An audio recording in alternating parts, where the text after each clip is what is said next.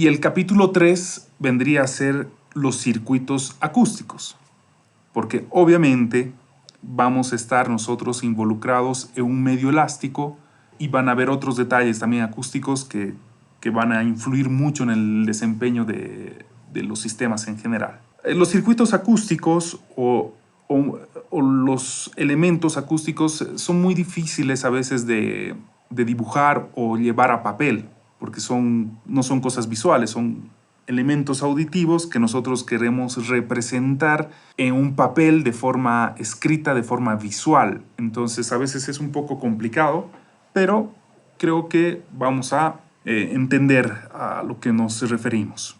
Generalmente hay dos cosas que uno va a analizar, bueno, más de dos cosas, pero para el diseño de cajas hay cavidades de aire y hay ductos.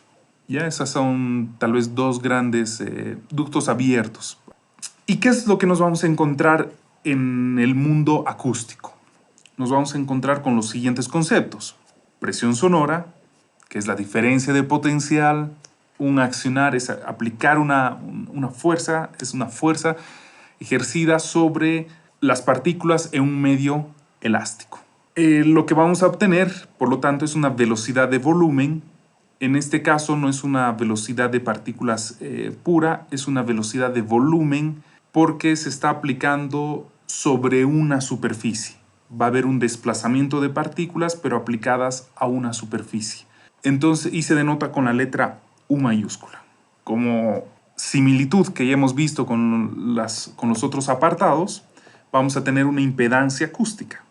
Y esta impedancia acústica va a tener una parte resistiva y una parte reactiva. La parte reactiva acompañada en el lado imaginario, referido a la frecuencia, y la parte resistiva pura.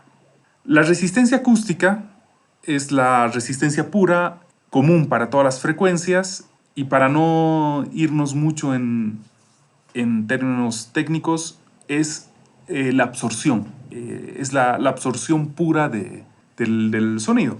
¿Qué es lo que pasa cuando las partículas ingresan a un material poroso? Se genera calor por la fricción y convertimos la energía acústica en energía calórica, lo propio que otras resistencias que ya hemos mencionado. Y acá nótense que hay elementos muy comunes. Una resistencia eléctrica va a transformar en calor. En la parte mecánica, cuando tú haces roce, cuando friccionas los dos objetos, vas a producir lo propio, calor. Y en la parte acústica, igual. Vas a tener una fricción, pero esta vez de las partículas sobre el material poroso, sobre el material absorbente, y vas a terminar generando calor a grandes rasgos. Y en la parte reactiva vamos a tener las dos variantes. Vamos a tener lo que es la masa acústica. La masa acústica son ductos. Todo lo que esté referido a ductos. Y si se dan cuenta, es un fenómeno que está ligado a la frecuencia. Es decir, si yo empiezo a hablar por un ducto, lo que estoy haciendo es cortar bajos y dejar pasar agudos. ¿Ya? Ese es, cuando hablamos de masa acústica estamos hablando de ductos. Y el otro concepto va a ser la compliancia acústica, que es similar a la mecánica, pero en este caso estamos hablando de la propagación de las partículas, que van a oscilar de un punto al otro, que se van a empezar a desplazar en un recinto. Entonces, cuando hablamos de compliancia acústica, estamos hablando de volumen de aire cerrado.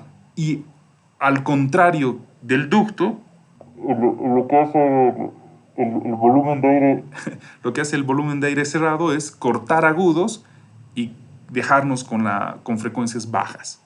El transformador acústico, lo propio, ahora no lo vamos a tratar, por lo menos no en este taller, tampoco es algo que domine, pero básicamente el transformador acústico son cornetas. Todas estas cornetas, principalmente que usan en refuerzo sonoro, en monitores para refuerzo, que tienes el driver del tweeter y viene toda una corneta corneta tipo de boca de pato, no sé, hay varias formas de cornetas. Esos son transformadores acústicos. Movilidad acústica, lo propio es la facilidad del flujo, pero esta vez en el lado acústico. Acá estoy dejando los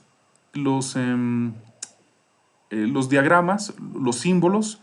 Si se fijan, el generador perdón, acá es generador de presión, es el generador de fuerza mecánico, pero le agregas un cono, le agregas un diafragma, lo propio con el generador de velocidad. Es igual al mecánico, solamente que le estás agregando un pistón, un cono, un diafragma.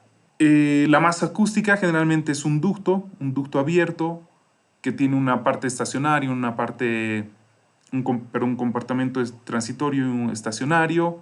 La compliancia acústica es un volumen de aire, y un transformador acústico, como les comentaba, puede ser una corneta.